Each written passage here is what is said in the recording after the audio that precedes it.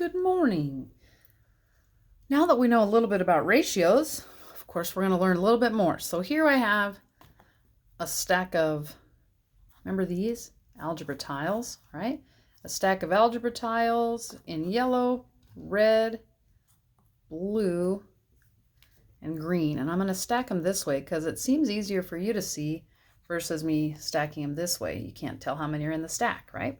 But this way, a little better choice. Okay, so we're going to make a table. Super easy to make a table, right? Your directions might say draw a diagram. I'm going to count a table as a diagram, right? So we're going to say yellow, red, blue, green. Okay, how many yellows? 1, 2, 3, 4, 5, 6. How many reds? 1, 2, 3, 4, 5, 6. Blues, 2. Greens, 1, 2, 3, 4. Table complete. Did you know math could be this easy? Well, Misty, you're showing us the easy parts. I know. All right, so let's get a little more complicated. Example 1, example 2, example 3, example 4. That should be enough, right? Example 1, I want to know yellows to red. Example 2, I want to know red to green. Example 3, I want to know blue to yellow. And 4, green to blue. Notice the order matters, right? Order matters. Misty said that. How many yellows? I don't even have to recount. I have 6. How many reds? 6. Boom, 6 to 6. Example 2, reds, 6. Green, 4. Example 3, blues, 2 to yellow, 6. And example 4, green to blue. 4 to 2. Misty, why are we doing stuff that's so easy? Well, because this is foundational. This is your base.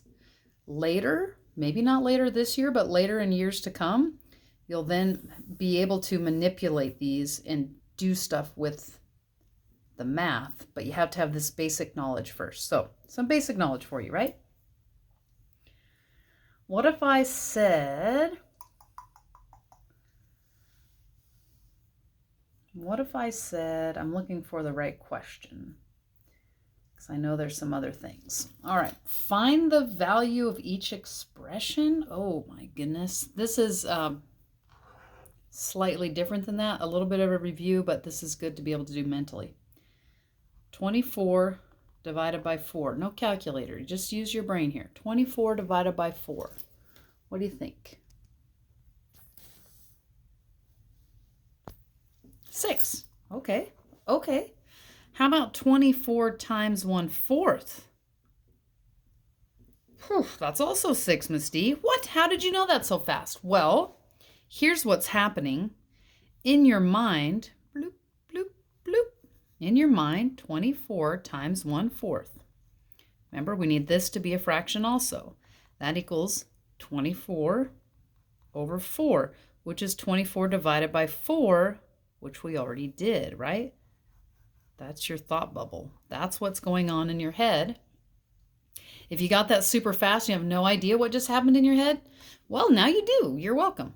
Okay? So when you multiply something by 1 over another number, it's really like dividing by the denominator. Okay? Real simple. How about, try this. 1/4 times 24. What's that? 6. Yes. Even though this came before, remember, 1 over something times a whole number, you're just going to divide that whole number by this denominator. It doesn't matter what order that one came in. That's your order of operations. All right, how about this one? 6. No, just kidding. It's not 6, right? That'd be a trick question. 5 divided by 4, if you did that on a calculator, well, let's see. If you did that in your head, you'd have 5 divided by 4, and 4 goes in here 1 time, subtract, right? And there's 1 left over, and you'd write remainder 1 because you're doing 5th grade math, and then you'd say, oh gosh, no, I can't do that, right? 1 and 1/4, because this comes here, and this goes there, right? The remainder becomes the numerator, the divisor is still the denominator. Okay, one way to do it. Or you could do, well, 5 divided by 4 is written like this. Oh, well, I can see there's 4 goes in here one whole time, and there's 1 left over. Right? So you could say, well, it's 5/4, or you could say it's 1 1/4 or 1 1/4, right? But it's not 6. Trick question. Okay, that's all there is today, just a short lesson. Good luck.